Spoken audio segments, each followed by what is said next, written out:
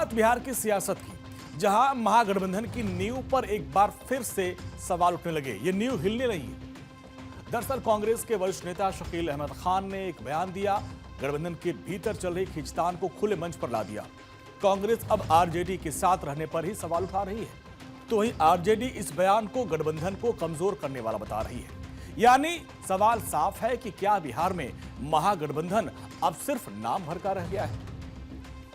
अब इसको लेकर सवाल उठ रहे हैं, क्या कांग्रेस के लिए गठबंधन बोझ है? सत्ता पक्ष का तंज, ये रिश्ता ही बेमेल है।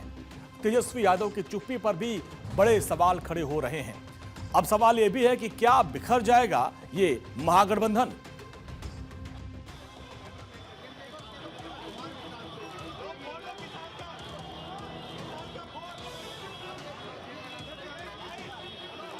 बिहार की सियासत में एक बार फिर से महागठबंधन को लेकर बवाल मचा हुआ है। कांग्रेस नेता शकील अहमद खान ने एक बयान दिया, जिसने महागठबंधन की नींव पर ही सवाल खड़े कर दिए। शकील अहमद ने दो टूक कहा कि बिहार में अब महागठबंधन नाम की कोई चीज बची ही नहीं और कांग्रेस को आरजेडी के सहारे नहीं बल्कि अपने दम पर आगे बढ़ना चाहिए।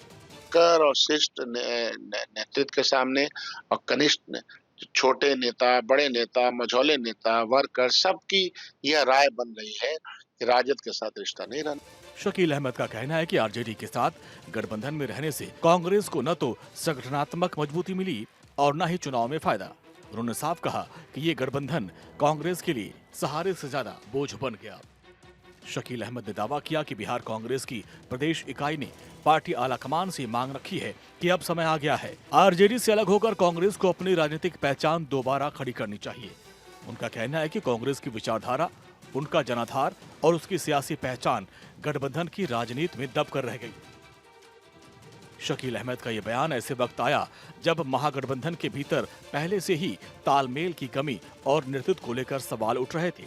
सीट बंटवारे को लेकर संगठनात्मक फैसलों तक कांग्रेस और आरजेडी के बीच मतभेद जग जाहिर रहे। अब शकील अहमद के बयान ने अंदरूनी खींचतान को सार्वजनिक कर दिया।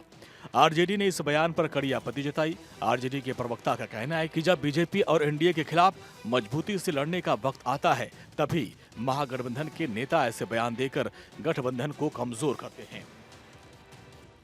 सेकुलर पार्टियों का, जो सेकुलर ताकतों का, जो भारत के संवैधानिक व्यवस्था पर यकीन करने वाली ताकतें हैं, उनकी एकता तो दिखती है, लेकिन वो एकता संघर्ष और आंदोलन के समय सत्तारूढ़ दल को कहीं ना कहीं मुद्दों के आधार पर घेरने के समय नहीं दिखने के कारण जनता के बीच में अपना विश्वास गठबंधन और गठबंधन के लोग नहीं बना पाते हैं। महागठबंधन के भीतर उठी ये चिंगारी अब सियासी आग बनती नजर आ रही है। सत्ता पक्ष इस मौके को भुनाने में लग गया है। बिहार सरकार के मंत्री दिलीप जायसवाल ने कांग्रेस आरजेडी के रिश्तों को बेमेल करार देते हुए कहा कि जब रिश्ता ही बेमेल तो ऐसे बयान का आना लाजमी है। देखिए, आरजेडी और कांग्रेस का बेमेल रिश्ता है। आपने इलेक्शन के वक्त भी देखा होगा कि जब तेजस्वी यादव जी ने मुख्यमंत्री के चेहरे की घोषणा की बात की और मुकेश सहनी जी भी पीछे पीछे लगे थे कि भाई जब आपका घोषणा हो तो मेरा भी डिप्टी सीएम का हो जाए, लेकिन 7 दिन तक विपक्ष के नेता को अपने घर में बंद रहना पड़ा।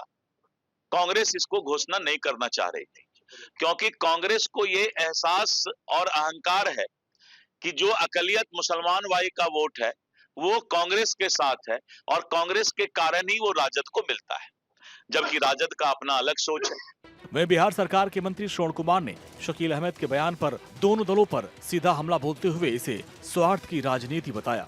हम लोग तो पहले कहा था कि इन लोगों का गठबंधन स्वार्थ का गठबंधन है और स्वार्थ की सिद्धि नहीं होती है तो फिर जब चुनाव होने के बाद उस पर अपना अपना वक्तव्य देते हैं, विचार व्यक्त करते हैं। हम लोगों ने पहले ही कह चुके हैं कि इन लोगों का गठबंधन स्वार्थ का है और स्वार्थ के लिए ही गठबंधन है।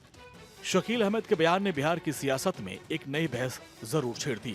चुनावी हार के बाद जहां तेजस्वी यादव के लंबे समय तक सियासी रूप से शांत रहने से उनके विधायक असमंजस में हैं, वहीं कांग्रेस महागठबंधन में अपनी भूमिका और अपनी जमीन तलाशने की जद्दोजहद कर रही है। ऐसे में शकील अहमद का यह बयान कांग्रेस आलाकमान के लिए एक सियासी संकेत माना जा रहा है।